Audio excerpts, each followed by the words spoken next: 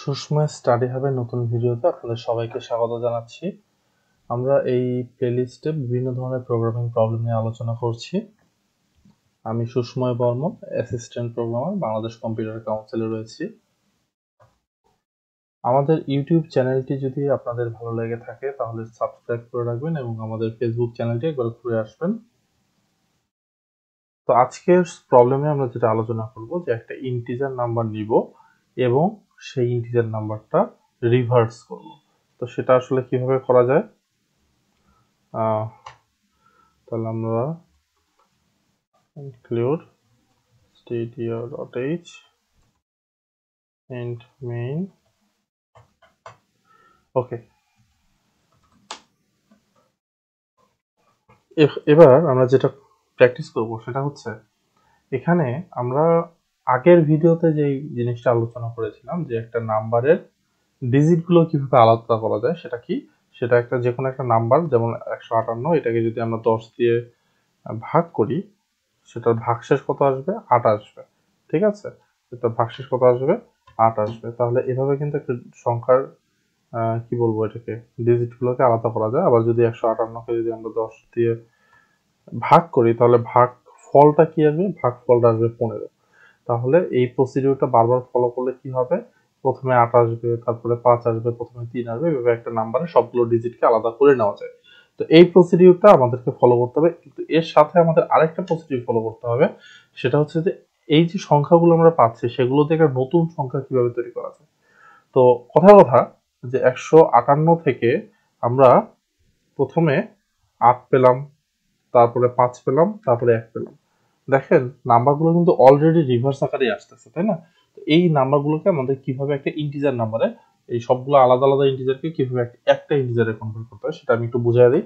কথা প্রথমে আপনি 8 পেলেন। হুম, তো আপনি যখন 8 পেলেন তখন তারপরে আপনি যেটা করবেন সেটা হচ্ছে আপনি 8-এর সাথে 10 গুণ করে দিবেন, তাহলে আপনি কত পাচ্ছেন? 80 পাচ্ছেন। তারপরে আপনি কত পেলেন? আপনি 5 পেলেন, তাই? তাহলে আপনি যদি আগের নাম্বারটার সাথে, মানে বর্তমানে কত আছে আমাদের কাছে? 80 আছে।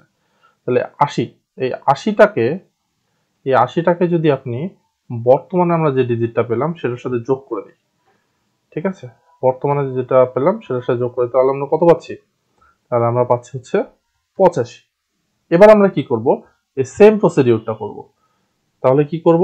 এই 85কে আমরা 10 দিয়ে গুণ করব, তাহলে কত পাচ্ছি আমরা? 850। তারপরে আমরা কোন ডিজিটটা পাচ্ছি? 1 পাচ্ছি। তাহলে আমরা এই সেম প্রসিডিউরটা করব যে আগের নাম্বারের সাথে বর্তমান ডিজিট। তাহলে আগের নাম্বার কত ছিল? 850। তাহলে বর্তমান ডিজিটের সাথে সেটা যোগ করব।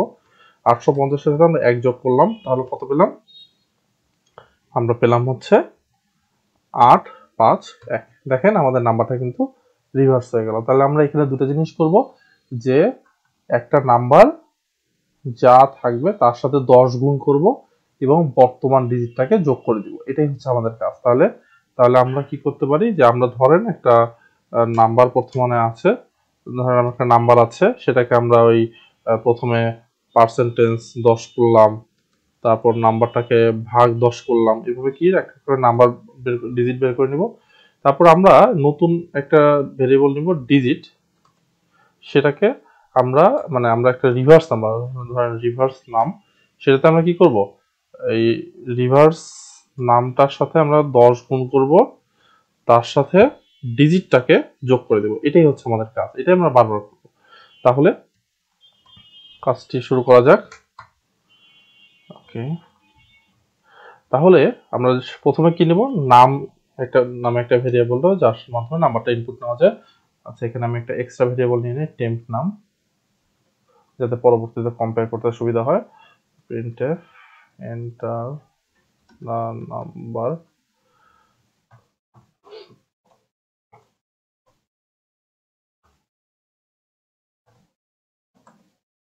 ampersand নাম।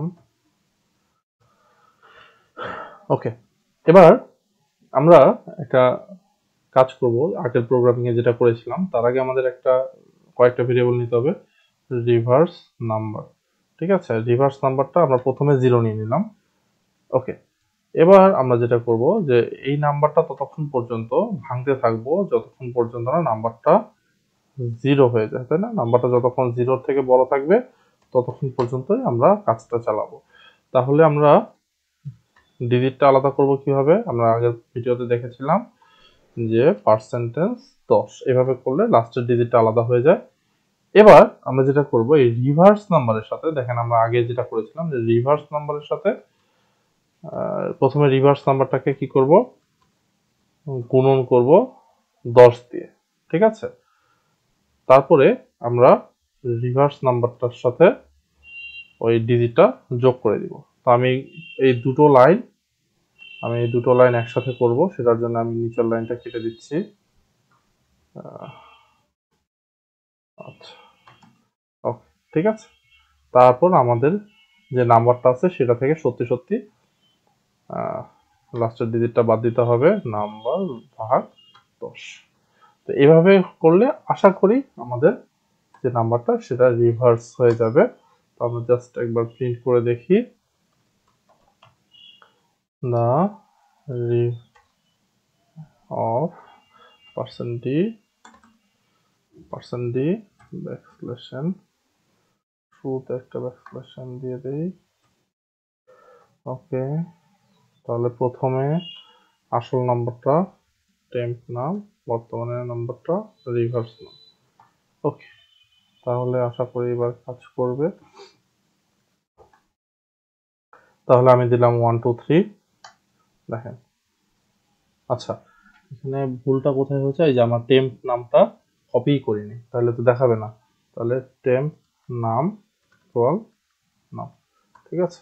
ওকে, তাহলে আমরা আরেকবার রান করি। তাহলে দিলাম 1 2 3, দেখেন 1 2 3 এর রিভার্স কত আসতেছে? 3 to 1 আসতেছে। আমরা যদি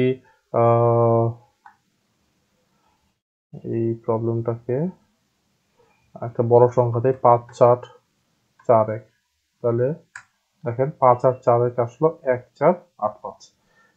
এই সেম সলিউশনের মাধ্যমে আমরা প্যালিন্ড্রোম নাম্বারও বের করতে পারবো। আমরা নেক্সট ভিডিওতে এই প্রবলেমটা দেখবো। তো আশা করি আপনাদের এই ভিডিওটাতে আপনারা এই প্রবলেমটা বুঝতে পেরেছেন। যদি আমাদের ভিডিওগুলো ভালো লেগে থাকে তাহলে আমাদের ফেসবুক পেজটি লাইক করবেন এবং আমাদের ইউটিউব চ্যানেলটি সাবস্ক্রাইব করে রাখবেন। আপনাদের সবাইকে ধন্যবাদ।